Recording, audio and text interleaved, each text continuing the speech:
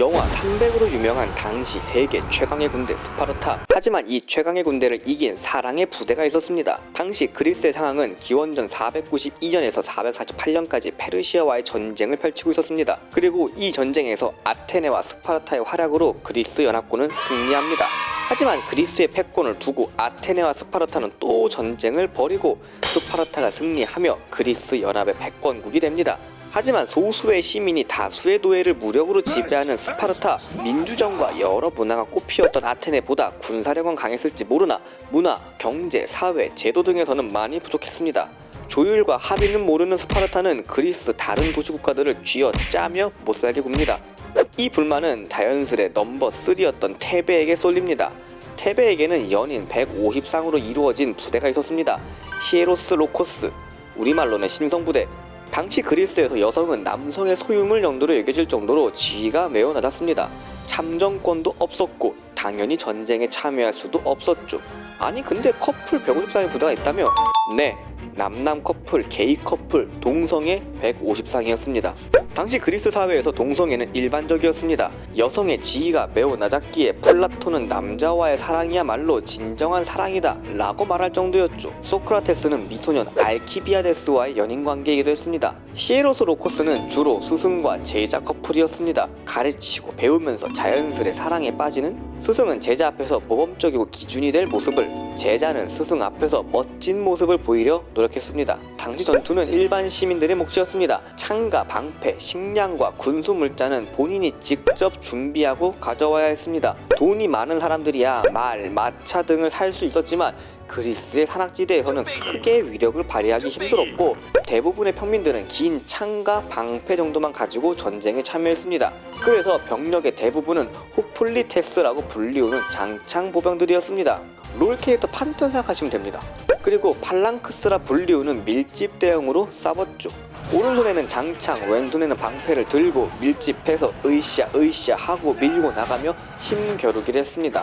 그리고 상대방의 방패 너머로 창을 찌르며 공격했습니다. 사상자가 나면 바로 뒷줄에서 앞으로 와 빈 공백을 메꿨습니다. 이런 팔랑크스 전술의 가장 중요한 점은 옆 사람에 대한 신뢰입니다. 내 몸의 반쪽 방어를 내 오른쪽 사람의 방패에 맡겨야 하기 때문에 옆 사람에 대한 신뢰가 약하면 순식간에 오와 열이 흐트러지고 공포가 전염되며 이 대열은 망가지고 전투는 지게 됩니다. 하지만 테베의 신성부대에는 이런 게 없습니다. 신뢰를 넘어 애정으로 이루어진 이 부대는 옆에 내 애인을 지키기 위해 방패를 더 단단하게 들었고 내 애인을 노리는 적을 처단하기 위해 장창을 더 힘차게 찔렀습니다. 이 신성부대의 활약은 어마어마했습니다. 명장 에파미논다스의 지휘로 기원전 378년 스파르타의 왕 아게실라우스 2세의 침략을 막아내고 기원전 375년 테기라 전투에서 신성부대 300명으로 스파르타군 1800명을 격파하기도 했습니다. 그리고 레우트라 전투에서 스파르타를 이긴 테베는 그리스의 패권을 잡게 됩니다. 전성기 시절 테베는 주변 도시국가들의 왕자들을 교육이라는 핑계로 인질로 잡아두었습니다. 이때 마케도니아라는 소국의 왕자는 에파미논다스의 제자가 되어 많은 것을 배우고 레우트라 전투에서 스파르타가 지는 장면을 보았습니다. 그리고 테베의 전성기는 이 소국의 왕자에 의해 끝나게 됩니다. 인질 신분의 왕자에서 마케도니아의 왕이 된 필리포스 2세는 기존의 호플리테스가 가진 창보다 더 긴 사리사라는 창을 든 사리사 보병과 기병을 이용한 망치와 모루전법을 이용하여 세력을 키워나갑니다.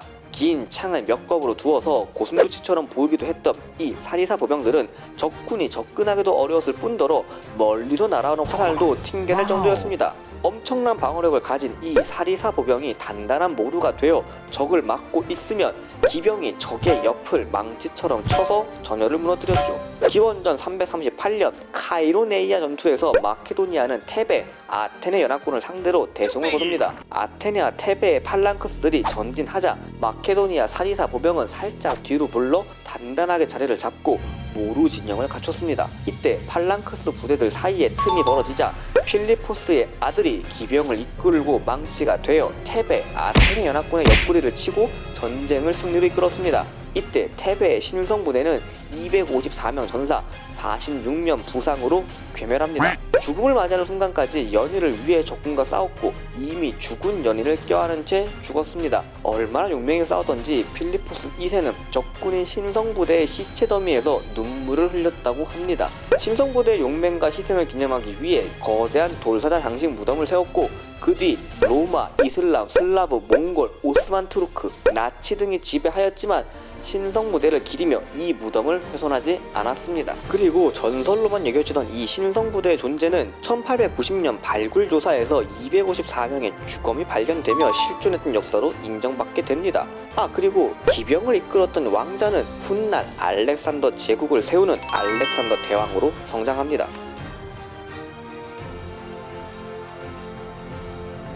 이번에도 다 아시는 얘기 봐주셔서 감사합니다. 지식과 정보를 관찰하는 지식미어캣이었습니다.